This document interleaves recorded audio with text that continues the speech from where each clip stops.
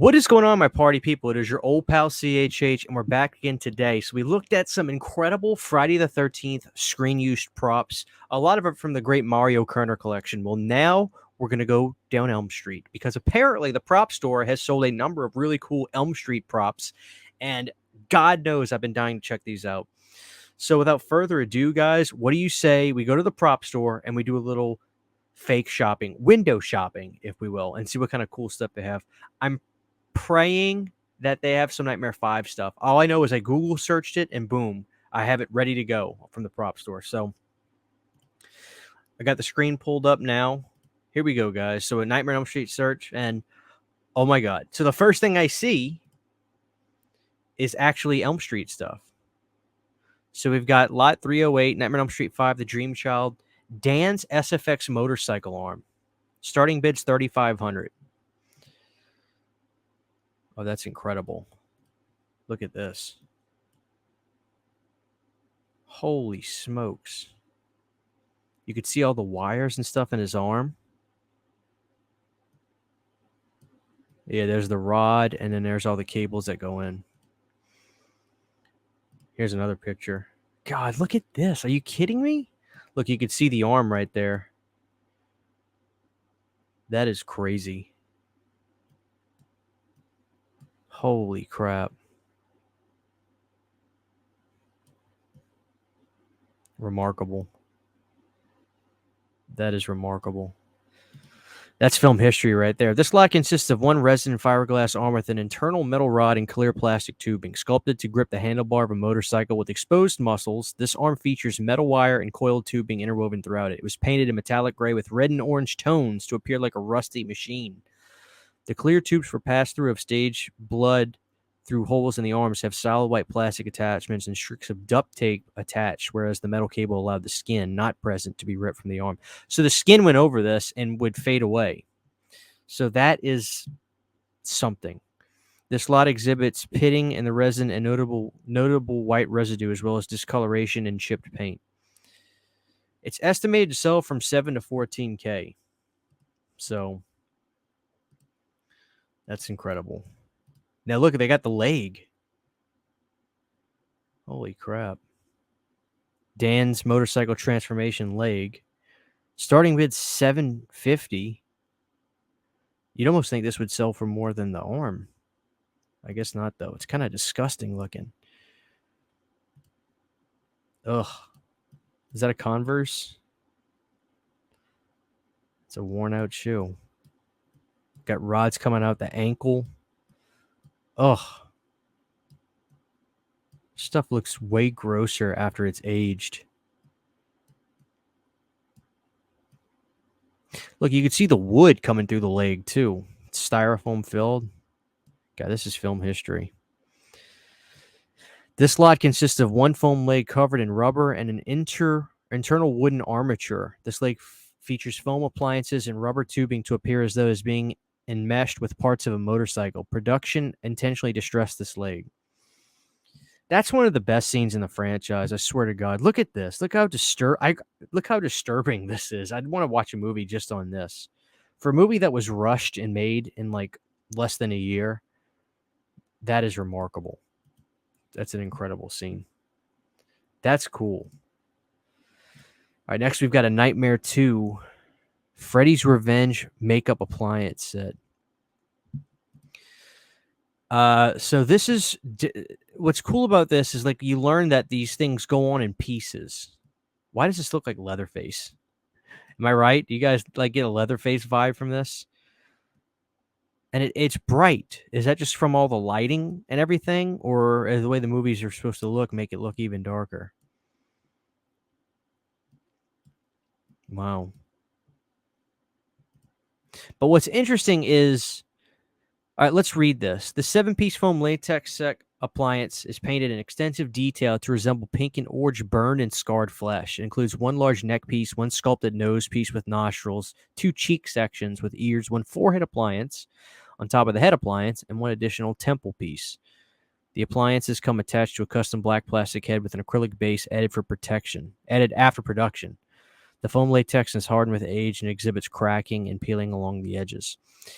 I would need to get way more information about this because this is sold as a part 2. But look at the images right here. Why do they have Dream Warriors images? And it kind of looks like that too, to be honest with you. Like that looks like the makeup. Maybe this is actually a part 3 piece. Like you see the nose? Like that looks similar.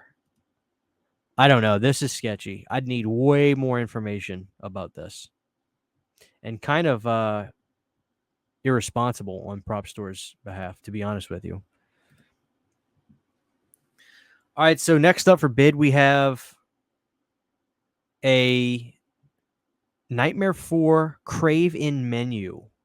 Now, this comes from Lisa Wilcox. From the collection of Lisa Wilcox, this lot consists of one laminated menu and one promotional still. This features the Crave In design. That's really cool.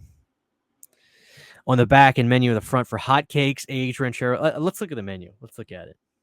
Oh, that is wicked, man. Look at this. So it's the Crave In Diner, obviously West Craven. There you guys see the menu. What's crazy is the prices. The most expensive thing they have is eggs ranchero. But you get a side order of large egg, one large fresh egg for like 95 cents. You can get a buttered toast and jelly for 85 cents. Grilled English muffin, 90 cents. Oh, God, could you imagine these prices? Like if this place was open right now, I'd eat there every day. I'd save a ton of money. That's cool. So it's a laminated menu. And I know you see them in the film. Maybe they have a picture. Yeah, look at this. Here's a still shot from the movie, and there's the menu. There's the Crave In menu. That is incredible. And then you also get a still frame of Lisa Wilcox autographed when she has like her flashback of her being old. That's starting bid 600 though, guys. That's cool. Why are you selling that though, Lisa?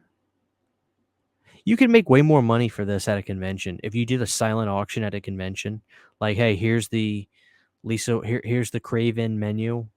You know, put a minimum on there. If 600 is the minimum, which it is here, put a minimum on there and see who would bid the most to own the Crave In Diner menu from the Dream Master.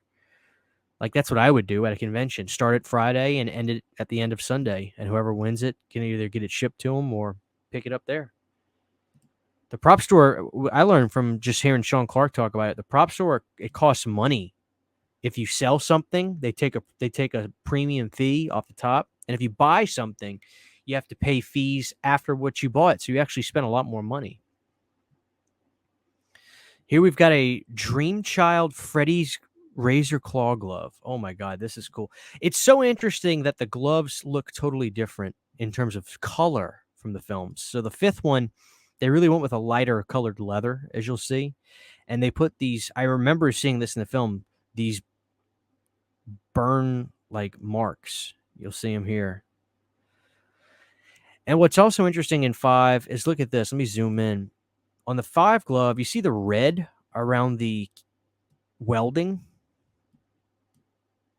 I wonder, is that supposed to like look like blood or something in the movie? Or I remember that though.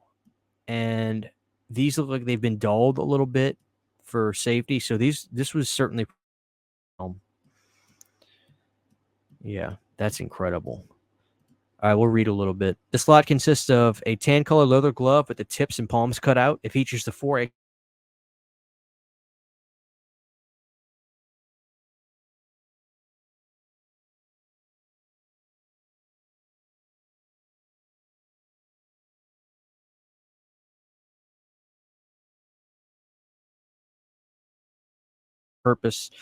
purposefully stressed this glove to make it look bloody, grimy, and tarnished.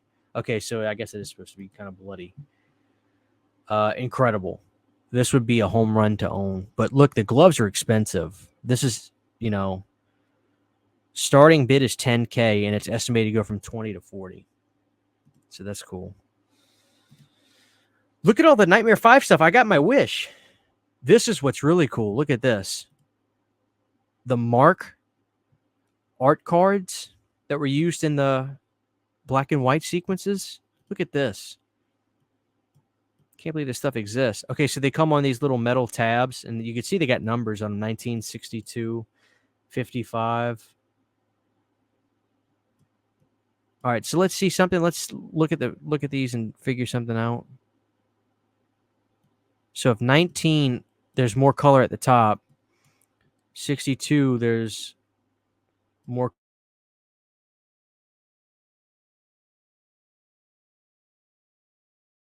Is 19, 62, and 55. That's really cool. Starting bid's 500 on those, and it's at 1100 right now. 3 bids. Wow, that is so.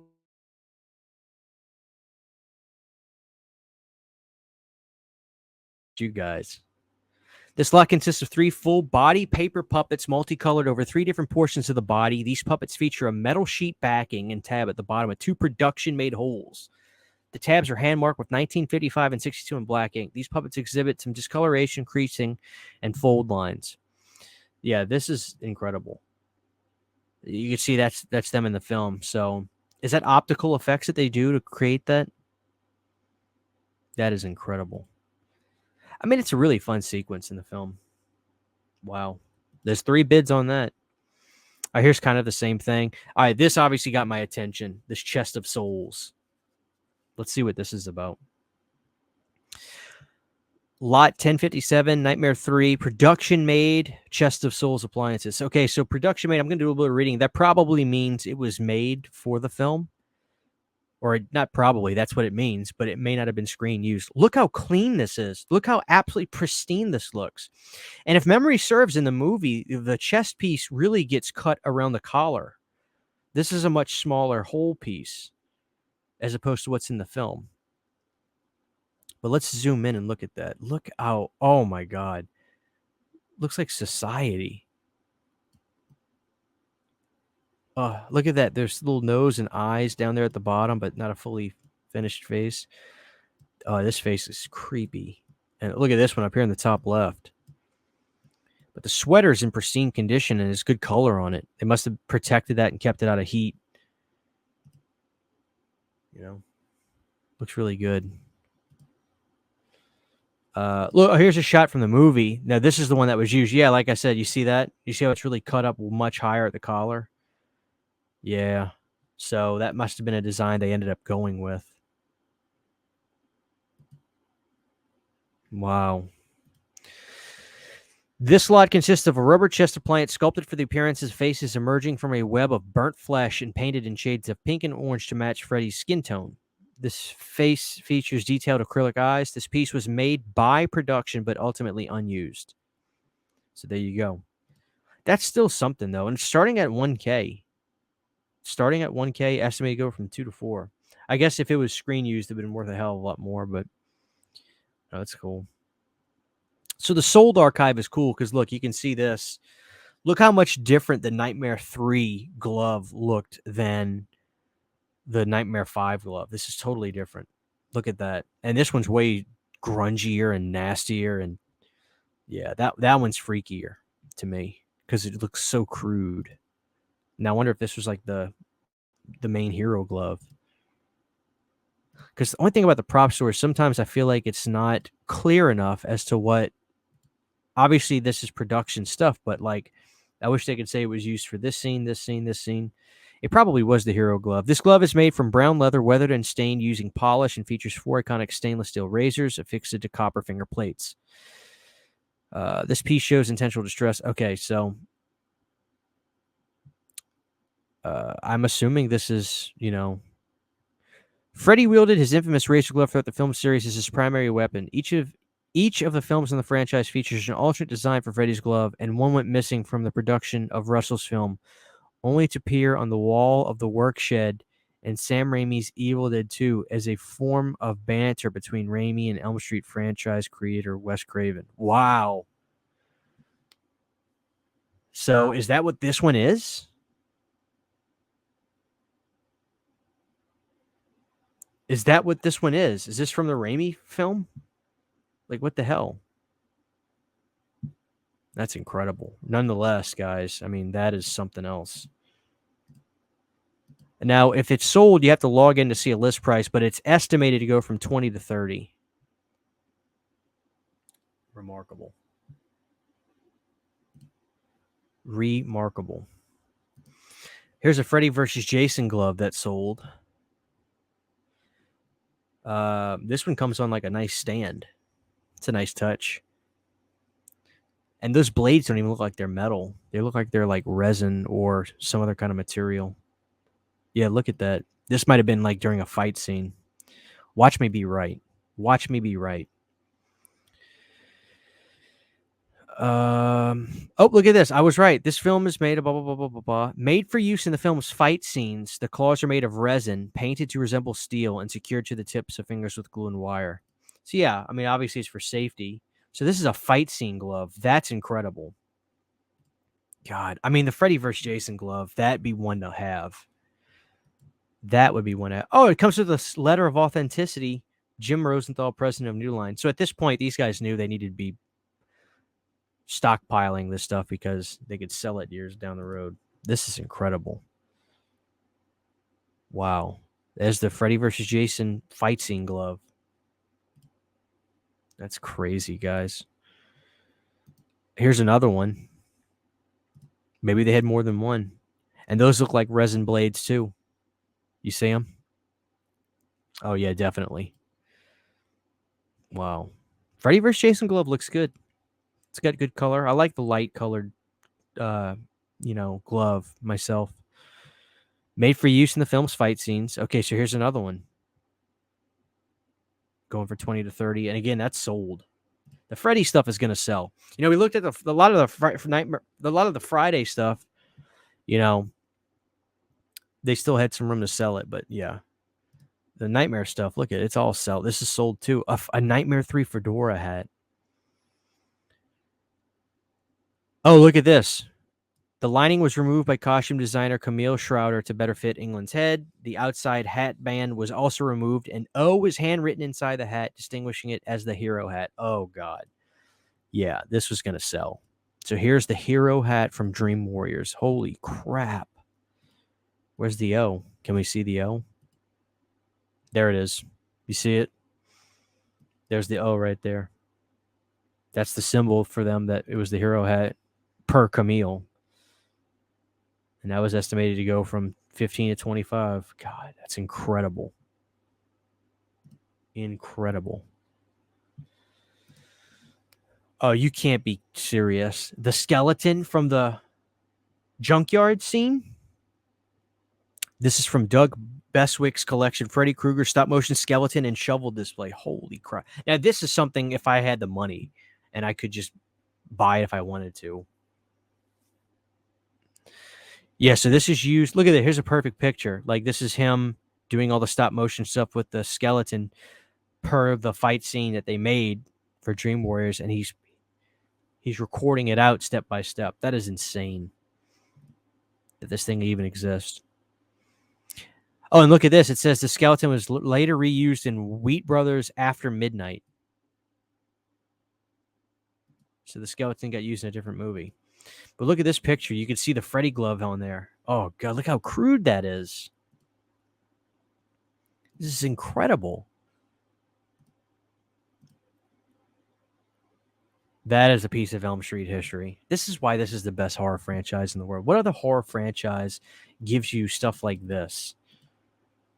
What other horror franchise has a stop-motion skeleton fight in it? Are you kidding me? God, that's incredible.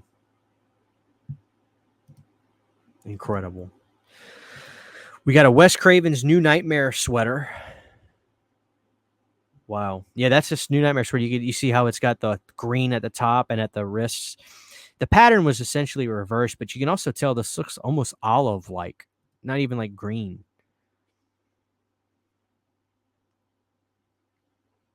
Yeah.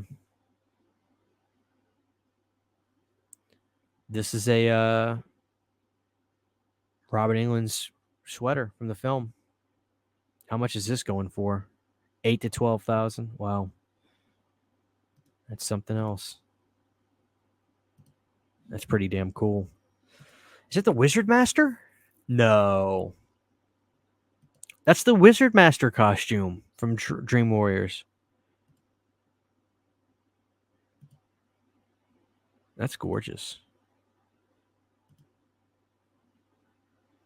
Well, there's a lot more to it than just what you see in the movie because it's dark. Oh, that's a production still. Oh, that's crazy. God, man, that's so cool. Yeah, there he is in the film. You see what I'm saying? Like at nighttime, you can't really see all the detail that they had on the suit. I didn't know it was blue. I thought it was black. That's why we need these movies on 4K.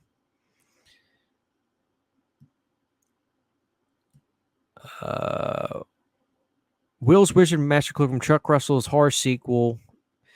In the dream world, Will donned the Wizard Master Cloak and a spell to cast to destroy the demonic wheelchair. This cloak was custom made by costume designer Camille Schroeder and wardrobe supervisor Donna Schultz. It is the most expensive costume created for the film, and only one was produced. This is it then. This is the wow. And that's sold, and it estimated it went for around 8 to 10. So, you know, there's that. What else do we have on here? Oh, God. You kidding me? Penelope Sudrow's head. Now, we've seen that image of her holding it on Never Sleep Again, you know, where she's making the same face, and it's creepy how close they got it. Oh, that's crazy. Imagine like somebody did that for you and they made a live cast of your head making that kind of face, how disturbed you would be looking at it. Like, this is my head.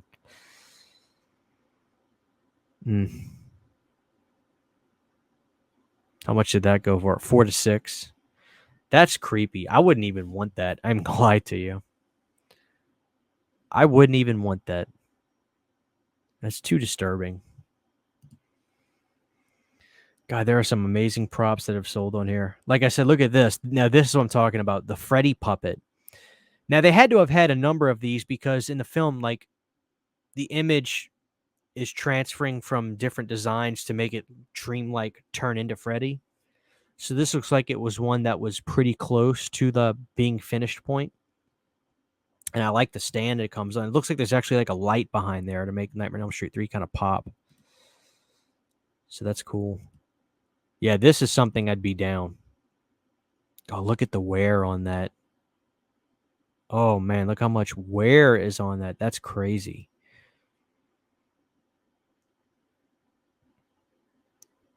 Man.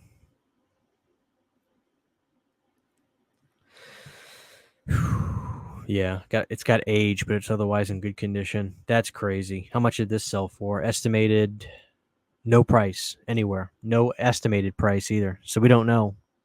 I'd say for probably like $5 or $6 grand. Maybe I'm way off, but all right. So here's another doll, the early stage doll, but we'll skip that. What is this? Background Freddy Krueger. Oh, is this the scene where like they're like on the bridge? Look, there it is. There it is. Look how like there's different shaped heads. The guy on the far left has a really thick head. Now that mask looked pretty thin, so I'm gonna say it's this second to the left right here. That's what it looks like. So, yeah. See how this is like a skinnier mask? I wouldn't be surprised. Yeah, it's pretty detailed. It's got little eye holes, so those guys could see, but probably not a whole lot. Damn, that's creepy. A background Freddy Krueger head. That's awesome. Estimated 4 to 6. Wow. Here's the last thing we'll look at. The Nightmare on Elm Street. Watch this. Oh, look at the wear on this. You can see that this thing has worn its welcome. Oh my God. Look at that. It's corroded. It looks like something from Lucio Fulci's Zombie now. The color of this is just, look, there's hair on it. There's hair on it. Oh my God. This is film history, though. Yeah, that's where he cuts the fingers and the goo shoots out of it. There's all the hoses. Oh my God, man. It's just disturbing. Film history. God, that's film history. And it's sold. Due to age, this item features notable wear to the material, which has become very fragile and sticky. As the character displays charred skin, some of the reduction-made gaps in the hand have since stretched and are now larger. This item measured approximately 5 by 2 by 26, and aside from its fragile state, this rare piece has survived through the decades and remains in reasonable condition. Yeah, it needs to be put in glass where no air gets to it. You know what I mean? Just like no oxidation anymore. Sealed, airtight, and preserve it. I wouldn't even want this thing because I just feel like, oh, I'm going to ruin it. I'm going to breathe on it and just wear it out even more. I wouldn't want to touch it. God, I had no idea this even existed still. That's crazy. Anyway, guys, wow. There you have it, guys. Some incredible Nightmare on Elm Street screen used props. If I was just a billionaire and could buy all this stuff, I would make a museum. And I would invite you all to come see it. That's what I would do. Anyway, guys, I do hope you enjoy that. That was fun. You know, they have other stuff. They have like Army of Darkness puppets and the Thing stuff. But if you guys like these kinds of videos and you want to do another one down the road, we'll go back to the prop store and do a little window shopping. But there it is, guys. Some incredible A Nightmare on Elm Street replica, or not replicas, but screen use props. That was killer. See you guys next time. Huge giant thank you to all of my Patreon supporters. Without you guys, this would not be possible. To get behind the scenes photos, videos, music, private live streams, and much more, you can subscribe to my Patreon for as little as $1 a month. Thank you to my patrons.